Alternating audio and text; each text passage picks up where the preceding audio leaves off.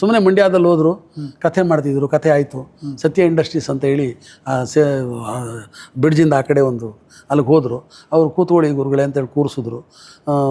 ಊಟಕ್ಕೆ ಹೋಗೋಣ ಬನ್ನಿ ಅಂತ ಕರೆದ್ರು. ಇವರು ಊಟಕ್ಕೆ ತಲೆ ಬಾಚ್ಕೊಳ್ಳುವಾಗ ಹಂಗೆ ಬಿದ್ದರು, ಸ್ಟ್ರೋಕ್ ಹೊಡೆದ್ಬಿಡ್ತು. ಸ್ಟ್ರೋಕ್ ಹೊಡೆದ ತಕ್ಷಣ ಶಿವರಾಮ್ ಅಂತ ಒಬ್ಬರು ಹಾರ್ಮೋನಿಯಂ ವಾದಕರಿದ್ದರು, ಸಂಪಂಗಿ ರಾಮನಗರ, ದೊಡ್ಡ ಹಾರ್ಮೋನಿಯಂ ಹಂಸಲೇಖನಿಗೆ ಕೂಡ ಅವ್ರ ಗುರುಗಳು ಒಂದು ರೀತಿ ಹಂಸಲೇಖನಿಗೆ ಗುರುಗಳವರು ಅಂತ ಅಂದರೂ ತಪ್ಪೇನಿಲ್ಲ. ಅವರು ಅಷ್ಟೇ ಪ್ರೀತಿಸೋರು ಅವ್ರನ್ನ, ಗುರುಗಳನ್ನ. ಹಂಸಲೇಖ ಅವರು ಭಾಳ ಗೌರವ ಕೊಡ್ತಾಯಿದ್ರು ಶಿವರಾಮ್ಗೆ, ಭಾಳ ಗೌರವ ಕೊಡೋರು. ಅವರು ಆಮೇಲೆ ನಮ್ಮ ಗುರುಗಳಿಗೆ ಹಾರ್ಮೋನಿಯಂ ಶುರುವಾದರು, ಪಕ್ಕ ಹಾರ್ಮೋನಿಯಂ ಗುರುಗಳಿಗೆ. ಅವರಿದ್ರೇ ಕತೆ, ಅಲ್ಲಿ ಜೊತೆಗಿದ್ದರು ಅವರಿದ್ದರು. ಆಮೇಲೆ ಹಿಂಗಾಯ್ತಲ್ಲ ಅಂತ ಬೆಂಗಳೂರಿಗೆ ತಂದು ತಲೆ ಬಾಚ್ಕೋಬೇಕಾದ್ರೆ ಹಂಗೆ ಬಿದ್ದೋದು.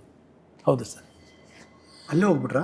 ಇಲ್ಲ ಬೆಂಗಳೂರಿಗೆ ಬಂದರು, ಕರ್ಕೊಂಡ್ಬಂದರು. ಇಲ್ಲಿ ಚಾಮರಾಜಪೇಟೆಯಲ್ಲಿ ಒಂದು ನರ್ಸಿಂಗ್ ಹೋಮಿಗೆ ಸೇರಿಸಿದ್ರು. ಅಲ್ಲೊಂದು ವಾರ ಇದ್ದರು ಅಷ್ಟೇ. ಆಮೇಲೆ ಅದು ಸ್ವಲ್ಪ ಜಾಸ್ತಿನೇ ಆಯಿತು, ಹೋಗ್ಬಿಟ್ರು.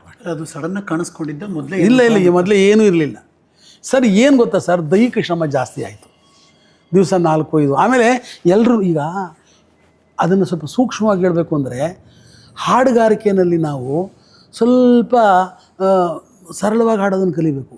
ಅದು ಕೆಲವು ವರ್ಗಗಳಿಗೆ ಮಾತ್ರ ಅವರು ಭಾಳ ಹುಷಾರಾಗಿ ಮಾಡ್ಕೊಂಡು ಹೋಗ್ತಾರೆ. ನಂಬಿ ಕೆಟ್ಟವರಿಲ್ಲವೋ ರಂಗಯ್ಯನ ನಂಬಿಕೆ, ಈ ಶ್ರುತಿಲಿರಬೇಕು. ನಂಬಿ ಕೆಟ್ಟವರಿಲ್ಲವೋ ಬಟ್ ಇದು ಚೆನ್ನಾಗಿದೆ. ದೈಹಿಕವಾಗಿ ಆಯಾಸ, ನಿಮ್ಮ ಆರೋಗ್ಯದ ದೃಷ್ಟಿ ಆಗುತ್ತೆ. ಹೀಗೆ 4-5 ಕಥೆಗಳನ್ನು ಮಾಡಿ ಶರೀರ ಜರ್ಜರಿತವಾಯಿತು. ವೋಕಲ್ ಕಾರ್ಡ್ ಚೆನ್ನಾಗಿತ್ತು, ನರಗಳ ದೌರ್ಬಲ್ಯ ಶುರುವಾಯಿತು, ನರಗಳು ಎಳೆತ ಆಗಲಿಲ್ಲ. ಚೆನ್ನಾಗಿದ್ದವರು ಸ್ಟ್ರೋಕ್ ಆಗಿಬಿಡ್ತು, ಏನು ಮಾಡೋಕ್ಕಾಗಲಿಲ್ಲ.